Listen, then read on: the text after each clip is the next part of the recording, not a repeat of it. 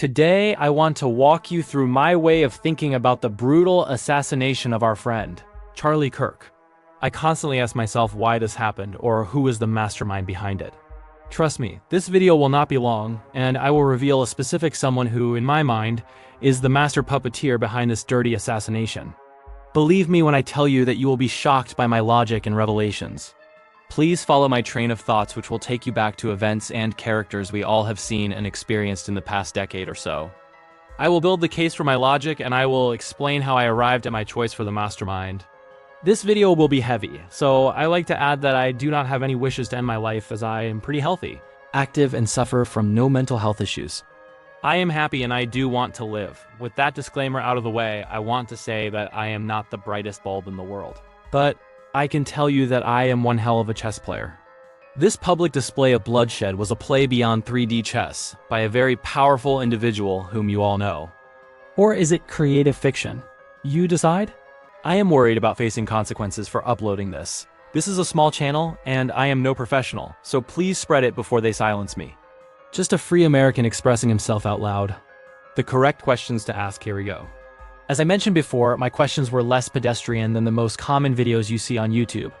I know that the heart of our nation was attacked and people are sad, upset, and some are even vengeful. They're just asking the wrong questions. Everyone is emotional, and we all know when we let emotions drive us, we can come to wrong decisions or conclusions. And you don't make decisions based on emotion. Decisions based on emotion aren't decisions at all. They're instincts, which can be of value. This is where my two important questions come into play, and these are the questions that are twisting themselves into a knot in my head. 1. Who is the mastermind behind this tragedy? Who benefits the most from this event? I will bring a couple of facts up just to show you the logic and reasoning behind my thoughts. So again, this is all about why Charlie was eliminated and who is fooling all of us.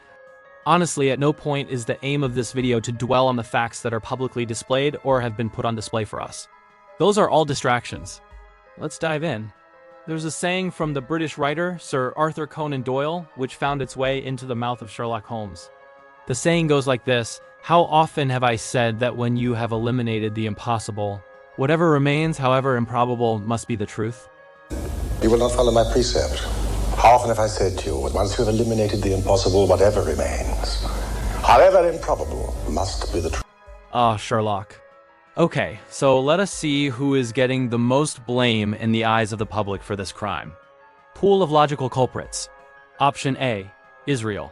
Well, you cannot blame people for calling the pot black. Israel and its multi-front war with the whole world definitely has not done any favors for its public image by spreading news of its successful assassinations. For 2 years, Americans kept hearing about how secretive the Mossad is, how all three main Israeli intelligence agencies can plant an intelligence mole anywhere in the world, and then Israel went into the business of production, sale, and distribution of explosive pagers. We all saw these events unfold, so one cannot help but to follow their emotions. Now that many online have brought up a possible rift between Charlie and the Israeli lobby, the whispers about Israeli involvement are even stronger. Please do not be fooled. The puppet master is enjoying this show. He loves to watch as our people divide themselves surrounding this issue. You will notice that this old tactic of divide and conquer shows up multiple times. In this particular matter, they are splitting the right into shreds. In my mind, Israel had nothing to do with this. My logic is that they have too much to lose to play such a game. The assassination of such an important public figure on US soil by Israel would have blowback that could jeopardize Israel's very existence. Calmly and rationally, please consider this fact. For the past 2 years, they've been enjoying a blank check from the US. They get from us everything they need, like money bombs, intelligence, military support, air raid support, air defense support, and also the most expensive and technologically advanced missile defense shield called the Iron Dome, which is the most expensive item on this planet, since the US is also constantly refilling and providing the missiles for the Iron Dome. So why would Israel kill Charlie? There is so much at stake. Moreover, why kill Charlie Kirk? I mean, Israel has much bigger fish to fry than a 30-year-old podcaster. Charlie was very dear and close to President Trump, so ask yourself, would Israel risk the wrath of our unpredictable president? So I say, following logic and reason, Israel simply would not have carried out an assassination which could produce a massive rift between the two countries' relations and also very possibly torpedo Israel's chance of winning the war. So let us scratch this silly thought. Do not let the puppet master succeed. Option B, the radical left or Antifa. After Israel, the left in American public has borne the brunt of the blame for this ungodly assassination. I do agree that this kind of act can seem to be possible from our radical left and Antifa, and I say this with reason. Nothing in this video is emotional or lopsided. I only aim to shine light on the puppet master's chess moves. The radical left and or Antifa always comes down hard on their opponents in a way of eliminating the debate rather than having an exchange of ideas. Admit it, it is true. I am not expressing that the left side of the aisle is raging with violence. I am simply noting to all my audience that the radical left will remove the possibility of debate by all means possible. They may get you fired, canceled, debanked, and doxxed, so the left's opposition does not even get a chance of expressing a better or different thought. Now with that in mind, I dare say that this particular successful assassination falls way off the radar for the capabilities of the radical far-left groups. Now pay attention that I use the word successful assassination when I would have much preferred to use words like dirty, brutal, and callous to describe this public killing. I use the word successful because I will, later down the line, connect this act of violence to the unsuccessful assassination of our President Trump that we all saw happen. This killing was way out of the blue, aimed towards someone who was not a logical focal point of violence from the far left. This successful assassination did not happen in the 1960s. It unfolded in front of all of our eyes with hundreds of cameras pointing toward the target, but we are just unable to produce a cohesive story of the events. I mean, really, with an alphabet soup of local and federal authorities in this day and age with all the technology, all the experts, all the damn tax money spent on security, and lastly, having all the previous experiences of such targeted assassinations, the government still has not explained to its people what happened. Now you can expect that something or someone very powerful is behind the veil, pulling levers. Whether or not the man they have in custody really did commit this crime is truly irrelevant. The chess master sits far from the action. You can only see and feel the levers they pull. Now rest assured I will reveal who I have in mind as the master puppeteer. Now after Israel dipped its toes in the pool of suspicion, hence segmenting the right, unknowingly the unsuspecting crowd turns their anger and attention to the far left, hence dividing the country even more. Now before we move on to the last and most important culprit, I would like to give you a small hint of who I believe is the real chess master behind the 7D chess. The real person behind this psychotic act is playing a long game, and in order for you to understand it, you need to take a look at it from the perspective of time and not events. I will take you there, I promise, so bear with me. The puppet master wants our nation to be politically desperate, so that he could make his move and change from being a billionaire to a man who has direct access to the White House and the president himself. This assassination is part of a plot that, if I am correct, will make this billionaire that we all know the owner of America because he would simply own the president. Option C, the deep state. Because I am going to explain this topic, I would like to say that I have no intention of ending my life since I am pretty healthy, and I look forward to life every day. So there should be no reason for me to just drop dead. Now, because the introduction of the deep state is rather unexpected, I understand you might be somewhat hesitant to chew on this option. I want you to know that I do not dwell in the world of conspiracy theories. I never pay much attention to them. The decision to pick the deep state as the main culprit for this unfortunate assassination is born out of logic, and I will give it to you straight. There was so much attention and detail involved in this heinous act that it certainly demanded cooperation from deep state players. Now let us look at the term deep state in a practical manner. When I say deep state, I am grouping two very powerful factions together. So let us separate them. The first faction is the millionaires and billionaires, the true players of this country. The famous phrase, "we the people," in the Constitution is referring to millionaires and billionaires. That phrase was meant for the super rich, not for you and me. Think about it. Stay with me now, and do not get emotional. Remember the lesson that Frank Underwood learned from Raymond Tusk? Decisions based on emotion are not decisions at all. They are instincts. Now, where does the power of the rich come from? Well, these billionaires spend 99% of their lives in private. Due to their immense wealth and the attention that kind of wealth brings, they choose to play their cards from behind many veils. They are the ones who pull levers to bend the law in their favor or even change a nation. You, my dear audience, are not new to this. You were not born yesterday, and definitely you were not living under a rock. Whatever I just explained in the last minute was already subconsciously ringing through your head, so just stay with me. Nevertheless, in the deep state exists another group that puts the billionaires' ideas into public policy, and hence this second faction gives power to the billionaires. I am speaking of elected and unelected bureaucrats, people working decades in intelligence agencies, in the State Department, in local law enforcement, in governor mansions, and etc. These elected and unelected officials are always hungry for more money, which flows generously from the ever-loving bosom of billionaires. Folks, now we are stepping into deep waters, and you are about to see the hidden part of the iceberg. I certainly hope that this iceberg does not sink me, for what I am about to explain is heavy. The planning of that assassination, the level of sophistication, the level of readiness, and multi-agency cooperation that this assassination needed is beyond any one group's control. I strongly believe that Charlie Kirk became a sacrifice in a fight between two giant factions of the deep state that I will expose in this video. These two factions are made up of your favorite deep state elements, billionaires and lawmakers.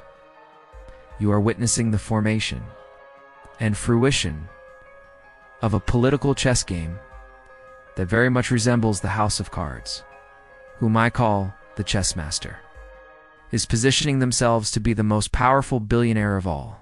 Unwrapping this for public and exposing it is extremely dangerous for the ones who planned it, the ones who did it, and for dumb folk like me who talk about it. I can assure you, if I was able to solve this in 6 days, and there are a few other individuals in this country that can connect the dots the same way I did. But once the dots are connected for you, it's very hard not to see it. Moreover, the time is on my side, as the saying goes in that Denzel movie. What I'm explaining to you in this video is the master plan behind a political move that will happen in 2 years' time. I will point out timely events and seemingly unrelated occurrences that, I believe, are the pillars of this billionaire's game of cover-up and distractions. Consider these following cases. Case 1. We all know that FBI, local and federal authorities were all caught with their pants down. We all know that FBI so far has arrested 3 people, 2 of which were released practically on the spot. Later, FBI produced transcripts of texts that allegedly were from the shooter. But we all know that specific transcript was produced by an AI who took its prompt from an old federal investigator. Then, FBI went on and proudly congratulated themselves for not catching the guy, not figuring out who it was, not immediately zooming in on the location of the assassin. The FBI simply said that the suspect handed himself over, and we all know the backstory behind that. The federal authorities within the deep state received their orders, and they came to us with lopsided, impractical, and unrealistic bunch of evidence that was clearly handed to them as part of a cover-up package. Simply think about it for a moment. Almost all the evidence that FBI has was handed to them, even the suspect himself. Suspect left the note behind, but it does not exist. FBI said the note was destroyed, yet somehow the FBI knows the contents of the note. Perhaps they were having some sort of out-of-body experience where FBI investigators transported in time. Later, our puppeteer pulled a second lever to produce a cover-up. As bad as it was, hoping to break the trust of public and federal authorities and further divide the nation between the political lines. For example, we saw that shortly after the assassination, FBI showed us online posts from 2 individuals conveniently named Omar and Osama, who were discussing Charlie's assassination days before it happened. And later we learned that shortly, just a day before the assassination, there was a book published from a leftist writer in which the writer explains in detail a hypothetical where Charlie gets assassinated. How timely correct of them. Case 2. Can you see the directions they want you to swing? They want you to blame this event on one of your usual suspects. For the one on the Republican side, they sing that it was either a leftist, a CIA Mormon, or the Islamists. None of those choices are the true culprits, yet they sow the seeds of distrust. They want you looking everywhere to your friends, neighbors, family, or fellow citizen. But they do not want you looking at their direction. And they do it by spinning narratives that obviously are implanted to fool the superficial mind, change the public discord, and allow their secret plans to proceed undetected. Everything that seems clear is bent, and everything that seems bent is clear. Trapped in reflections, you must learn to recognize when a lie masquerades as the truth, and then deal with it efficiently, dispassionately. Talking about disinformation, this tactic they used is clearly out of Soviet Spy 101 manuals. Number 1, produce shock and awe. Number 2, sow the seeds of distrust and divide the nation between political lines. Number 3, once the division is done, you can conquer and be the ultimate benefactor. As you have always heard the expression that timing is everything. And this incident was accompanied by many timely occurrences that, although they seem separated at first glance, yet they're all part of the big plan. What is the plan? Asked a wise citizen. Removal of Charlie Kirk from political scenes and political equations that were going to occur in the future? As I mentioned previously, this young man did not die for the events of that day or today's busy line of issues and political hang-ups. Charlie Kirk died so someone's political calculations can go uninterrupted in the future. Believe you me, I will tell you who that is and about his chess game. And I just hope to God that I will not end up horizontal or in jail for the rest of my life for simply expressing my train of thoughts.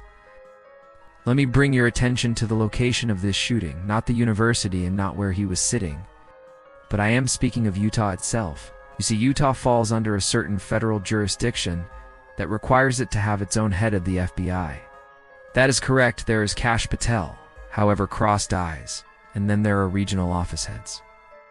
Supervisory agents with decades of experience in all sorts of investigations. Now, would you be surprised if I told you that Kash Patel removed the Utah Regional FBI Director before the shooting? And from my understanding and my online research, after Kash Patel axed the former director in Utah, there was massive confusion, chaos, insubordination, and resignations in that office. Yet another timely occurrence that can tie with the confusion that resulted in aftermath of Charlie Kirk's assassination. Premeditated firings? If you really want to dig into it now, you will find stories that came out very recently about how Charlie had started having financial suspicion toward his corporate officers. There are stories coming out saying that maybe Charlie was about to uncover some financial irregularities and that maybe he was taken out. The deep state will do what possible to distract you. None of this matter. Charlie is gone, and nothing can bring him back. We need to know why and who organized it. The rest is not relevant.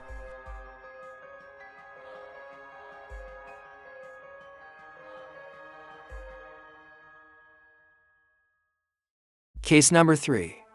Well, here is another one for you. It is written in the law in Utah that whenever or wherever there is a public gathering of 500 people or more, there must be at least one or to M teams and vehicles ready and on standby on location. I do not make this stuff up. It is in the law. That day, the size of the crowd was 3,000 people strong.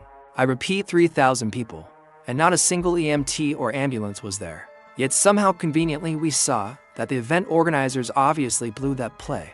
No ambulances were present. If you were to plan this assassination, this will be the dream scenario.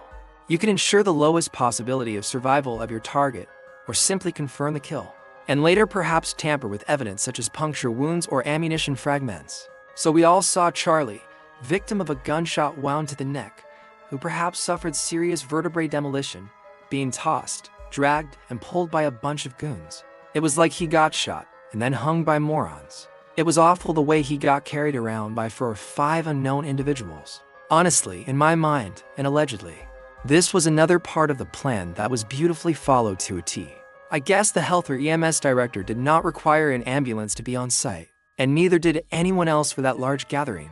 Perhaps he forgot while doom scrolling on the John. To me, another piece of the puzzle that completes the chess game just fell into place. Ask yourselves, do we know who those people were who carried him to the car? Or where they came from? Or has anybody heard from those people who got in the car with Charlie? Why not? How many people were in the car with Charlie? And most importantly, who had custody of the body?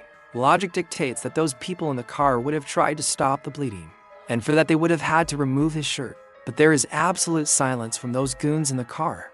They're silent about what they observed on Charlie's body, about the size of the wounds. What about the number of puncture wounds? Nobody told those guys, hey, Charlie is not a game, you bozos. Do not drag him off a field like some deer. No one bright enough, I guess, was there to apply pressure to the wound and try to stop the bleeding. And please, for the love of God, do not drag a victim around whose vertebrae had just been turned into mush. I wonder whether he could have been saved had he not been dragged around after getting shot. Maybe he would have ended up paralyzed from the neck down, but alive. I agree that would not be any quality living. But his head, his ideas, and his mind would have stayed with us. His kids would have had a father to hug. My heart breaks for those little ones. I feel especially bad about it because it was a modern-day lynching in front of the public. Hundreds of phones probably recorded what happened, but it was so sophisticated that no one can put their finger on anything concrete. You might ask me, hey, why are you focusing on this so much? I follow logic and not emotion, so I remind you that FBI recently reported they have discovered bullets or fragments of bullets inside the body. So his body itself was a crime scene. And whoever had first access to the body could have tampered with the evidence. Is that not logically so? I have to tell you that I think that part of the game was played masterfully. The lack of first aid responders, lack of an ambulance, first access to the target's body, and therefore to the evidence that lies within the body. Now, people, we are speaking of at least 10 minutes of uninterrupted driving, and perhaps a couple minutes on top of that to get the body in the car and get it going through the crowd. So it is safe to say that Charlie's body, the very evidence, was not in custody. It was hidden in a dark SUV going on a 20-minute joyride with God knows who for about 15 to 20 minutes in the dark SUV. Please tell me why this is so perfect for malfeasance to occur. Charlie's body disappears from the view, taken by unknown individuals, dragged around and tossed in the dark SUV, out of view for 15, maybe 20 minutes. And later FBI discovers evidence of the crime inside the body as bullet fragments or pieces. Now that I am saying this to you, does it look kind of obvious? Yes, it is. You have no idea where we are going, so keep your pants on. Again, bear with me. I am getting there. Case number 4. We all saw what we saw that day, yet the authorities have us believe that they found a whole bullet or fragments of it embedded inside his body. Why is it so perfect that a 30.06 bullet happens to hit an average man's neck and yet does not exit? TPUSA's announcements of Superman Charlie or Steel Man Charlie notwithstanding, we have all heard the expression that says believe none of what you hear and only half of what you see. Good doggy, you are a good dog. Good dog. Ma, get them all, good girl. For those of us that are into guns and they enjoy your range day once a week, for the ones who are affectionate towards previous firearms like the M1 Garand, and for the ones who hunt 30.6 is a very familiar round and we know what it does. It can go through the bones of most massive animals and a steel plate and produce a clear exit trajectory and blow out the skin from the opposite side on its way out. Again, I am not going to dwell on the details, but I will explain my reasoning to you. So the operative word in this case is succeed. The mission needed to succeed. Charlie Kirk had to go. If this assassination was a failure, it would have boosted Charlie's profile to unimaginable heights. The one who decided to take him out for his future political equations could not have risked Charlie's possible survival after getting shot. Charlie was already riding high on top of the Republican waves, leading the millennials and Gen Z. Moreover, people really trusted him. They liked what they saw. They liked to listen to what he had to say. Charlie was honest. He was one of us, not one of the top 1%. Regarding the necessity of Charlie's death, allow me to circle back to this point, because it is one of the foundations behind my logic and reason behind my decision to write this train of thought into a YouTube video and see how many of you agree with me, or at least how many of you do see it somewhat the same way I do. But for now, let me take you to where I need your attention. Back to the bullet and the shooting. By now, if you are even remotely interested in the events of that day, I am sure that you have seen many videos all explaining what could have happened or how the events went down. I am going to give you a theory that will suddenly make the shooting come clear to you. I am going to say something that I am sure, pretty much, all of you were thinking. I am going to put it down in words and document it for you. Please tell me what you think. Criticize away. Remember Butler, Pennsylvania? I bring it up to tell you that elements involved with this type of wet work have previous experience. They can produce fallout plans on the go. This was practiced and experienced with before. Now for the enemies of President Trump, it ended in failure by the grace of God. But my aim is to tell you that there are these groups out there that you can contract out. In other words, I am telling you that the two events are not related, as in they have the same culprit behind them or the same mastermind. Last year, another billionaire pulled the lever to execute the Butler, Pennsylvania's failed assassination attempt. But much more recently, a different billionaire, my target for this scenario, and the one who I call the master puppeteer, he pulled the levers this time. He set out a contract on this poor young podcaster and eliminated the next 40 to 50 years of his possible contributions to our country. I am going to unravel it for you because Charlie Kirk did not deserve to go out like that. So, what do I think about it? I say it flat, without emotion, but with pure logic. I believe that, allegedly, there were two shooters. If Charlie was facing 12 o'clock, I believe the first shot came in from his near 6 o'clock. I think it was a suppressed 45 or 55 grain frangible 5.56. It came down in somewhat of a sharp angle. Now you would say, why would such a round be used in this type of assassination? If you want somebody to go down, for sure perhaps you can use a boat tail 77 grain full metal jacket or even a hollow point for that matter. Please remember that the contractors already had the game in play and their story was going to be a 30-06, so a decision was made to make sure that the round does not exit the body. A light and fast frangible round will go poof and disappear. There would be nothing left for a ballistics test if a 45 grain frangible 5.56 hits the vertebrae. Very convenient for the Federals. The idea of the second shooter comes to mind for two reasons. One, as we discussed before, Charlie had to go, so this operation had to be a success. The team or the dirty dark group that handles this kind of work failed miserably in Butler, Pennsylvania, and that is why I brought up that previous failed attempt. They learned from their lesson, and they decided to double tap. The second reason is what we all saw on TV. As far as the wound on his neck goes, the wound that he received on his 11 o'clock side was not an exit wound. That kind of a massive blood loss happened because Charlie's neck was expanding and contracting from the temporary cavity caused by the first frangible round, very much like busting an already overripe melon. An exit wound is much more dramatic in its appearance and leaves absolute carnage on the field. What we saw was a small dot penetrating his neck, which was filled with blood like a balloon. Two simultaneous shots. And my theory is that the second round was a suppressed hypersonic, tiny, and frangible 5.7 by 28 round, called the Cop Killer. Seriously, it used to be its street name. This tiny round is incredibly fast, so even when suppressed, it still creates a low fire cracking sound. You all remember hearing the double acoustic sound. Listen to it carefully. You are listening to two suppressed rounds traveling very fast in a near 90-degree angle. Now let's recall how all audio experts on YouTube are saying that the acoustics are off. On the other hand, shortly after the shooting, we have a very conspicuous and timely gentleman who slowly stepped into the crime scene, perhaps even stepped onto Charlie's blood, in order to calmly and conveniently remove the camera and its memory card. While everyone was running for cover, this dude was strolling purposefully. He took evidence from the only device that perhaps captured what happened to Charlie from behind. The only camera that, perhaps in high definition, could have provided certain answers for all of us. Yet conveniently, the camera disappeared. And later, Turning Point USA refuses to show the footage to the public.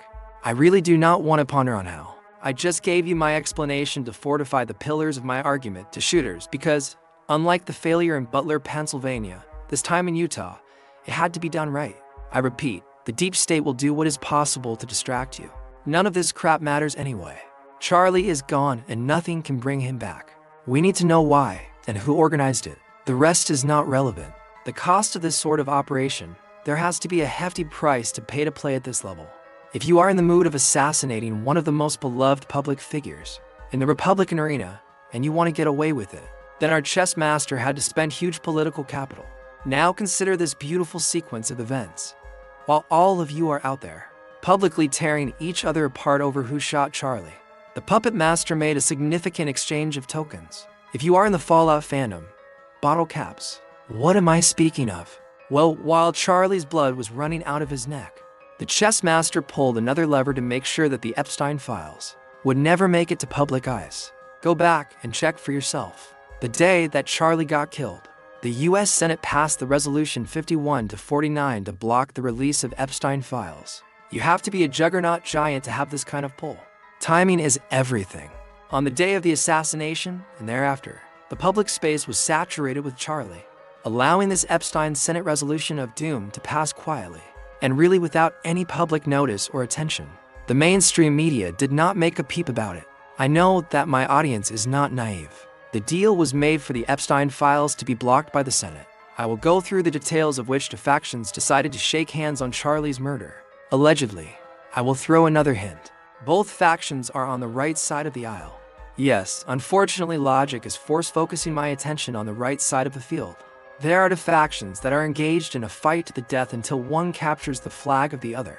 These two factions are in a power struggle constantly even now, and the very future of one of them was dangerously tied to the actions of Charlie Kirk. I am not being hyperbolic. This was allegedly a complex maneuver, a forced political elimination and realignment.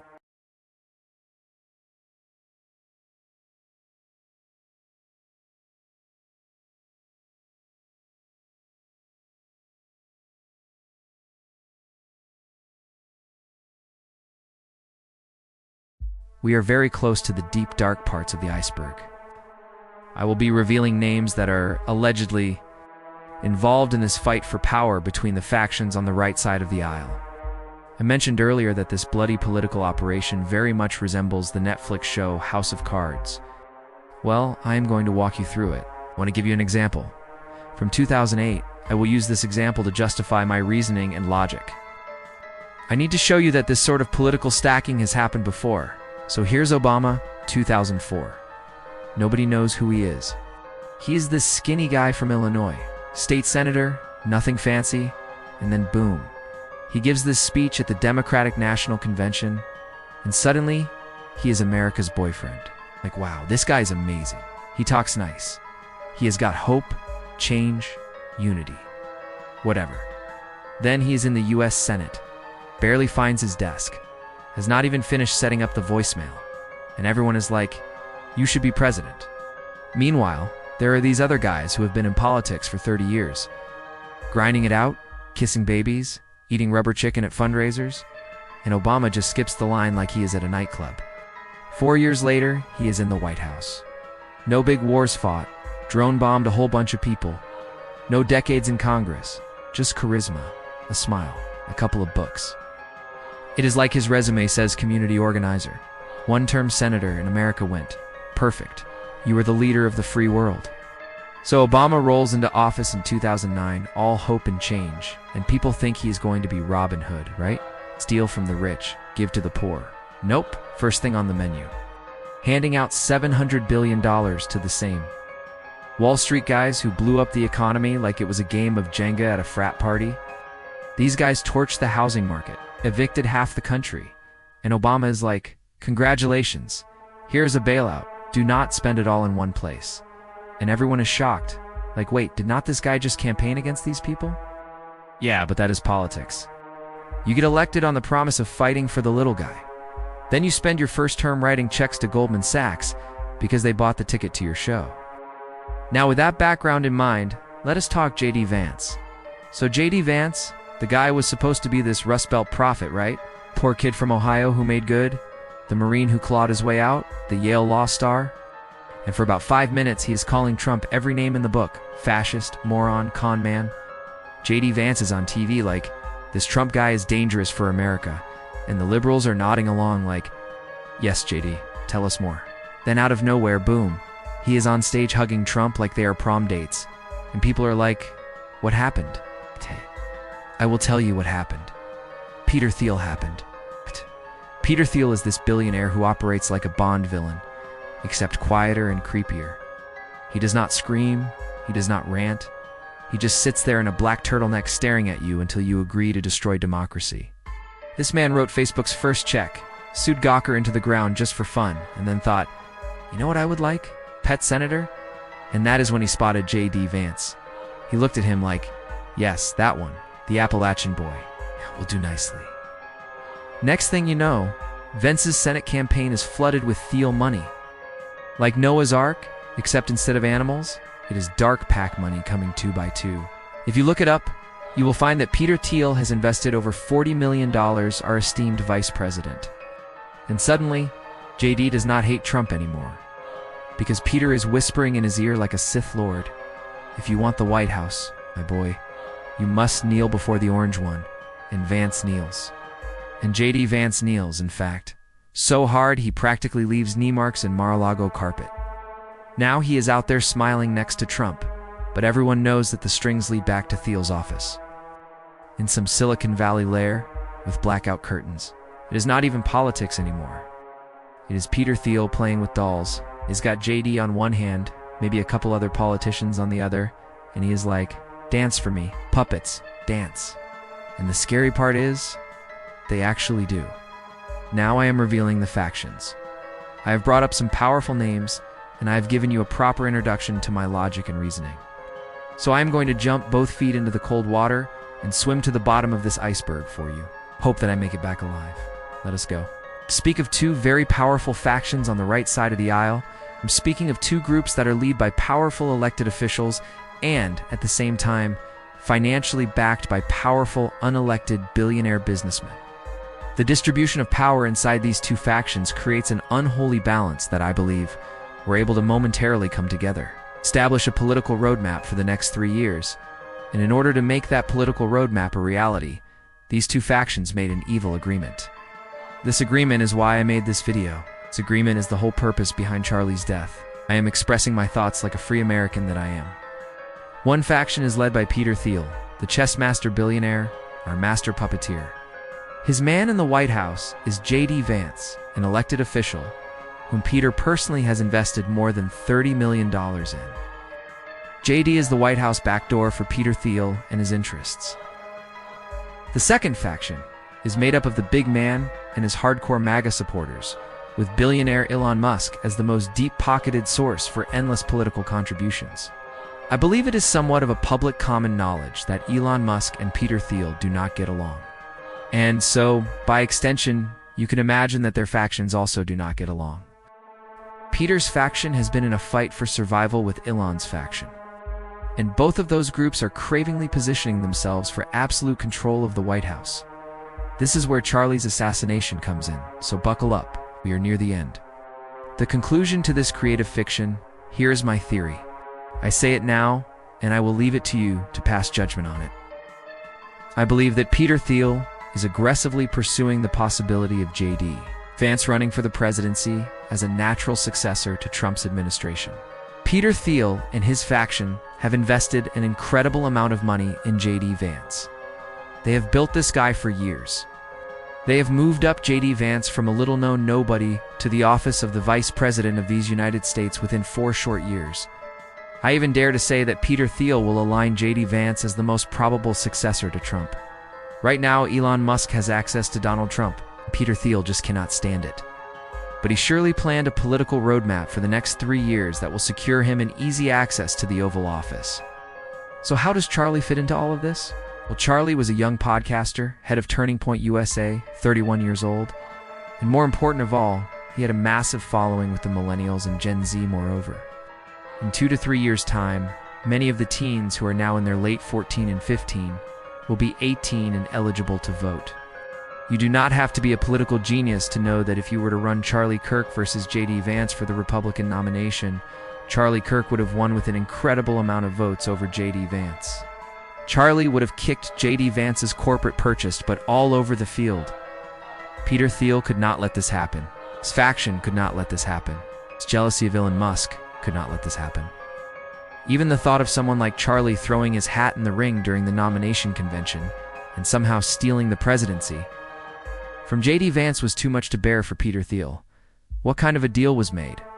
I think of it like this. In my mind, allegedly, Peter Thiel's faction made a hardcore deal with the Elon faction in the White House. Key details. The Elon Musk and his faction needed to stop the political bleeding that is hemorrhaging out of the Epstein files. Peter Thiel's faction needed a clear political roadmap for their puppet JD Vance to run for the White House. Both factions shook hands. Peter's faction agreed to resolve the bleeding from Epstein files in return for the elimination of Charlie Kirk. So Peter's faction were promised no prosecution and a neatly wrapped bogus investigation. I believe this deal was forced in darkness and blood. I believe a dirty dark group was organized by Peter Thiel's faction and put into action. So the only solid roadblock for JD Vance's nomination in 2 to 3 years can be removed in one afternoon. And the other faction, Elon Musk's faction, the group that is running America through the authority of the president, chose to look the other way in return for blocking the release of the Epstein files. In other words, Peter Thiel wanted Charlie Kirk out of the picture entirely so that JD Vance could run for the presidency uninterrupted and unmatched in popularity, while the Elon's faction wanted the Epstein files blocked and gone in the wind. It was a brilliant pact which was executed and sealed in a single day and within a few hours. I am making this video for all of you on the night of September 25th and within the past 24 hours actually, we have learned other news that somewhat directly confirms my suspicions that this whole thing was a great show and the investigation that followed was a great cover-up. Let us add this fun fact to the mix. Shortly after the Senate blocked the release of the Epstein files on the very day of Charlie's assassination, Kash Patel, Mr. Justice himself, went in front of the House committee, and as brave as he could get, he said that there is no such thing as the Epstein client list, said that no names exist, and all those poor underage girls were trafficked to nobody. Like we are here sitting like dumb adults, and we are supposed to imagine that those underage girls climbed onto the Lolita Express by themselves and went wild on a joyride, or rather a joy flight between Epstein Island and the US. The entire thing was pre-manufactured. The suspect, the footage, the autopsy report, and all other relevant information was already planned, staged and ready at hand upon FBI's investigation. The FBI's investigation into Charlie Kirk's shooting is the kind of performance art you only get when the government decides to cosplay as detectives. First, they kicked things off by arresting the wrong people. Not just one wrong person, too. Because why stop at one innocent life ruined when you can double down? It's not an investigation, that's a raffle. And then, when everyone thought maybe they'd start actually doing some police work, the entire case just shows up at their office like a Grubhub order. Neatly packaged evidence in a manila envelope, tied with a bow, and because it's the FBI, probably with a couple of hookers included, just to really sweeten the deal. It's less law enforcement and more white elephant gift exchange. And let's not forget the magical note from the shooter. The note the FBI never had. Somehow they still knew exactly what it said. That's right, they've gone full psychic hotline. The Bureau has evolved past paperwork and evidence. Now they just manifest crime scenes with positive thinking. We never recovered the note, but trust us, it said exactly what we needed it to say at this point. The FBI isn't investigating anything, they're writing fan fiction about reality. The whole thing reads like a bad improv show. Yes, and the shooter's note definitely proves our theory. Clap, clap, clap, bravo. This isn't a bureau, it's a clown car. Every time the door opens, 20 more guys in cheap suits tumble out, holding empty notepads, and congratulating each other for solving a crime that somebody else already solved for them. With the Elon faction's approval, the faction that is the head of the federal authorities and intelligence agencies. What could have stopped Peter Thiel from snatching Charlie Kirk's life and so clearing the path for J.D. Vance's political rise to the presidency? Let's call it for what it is, my creative fiction.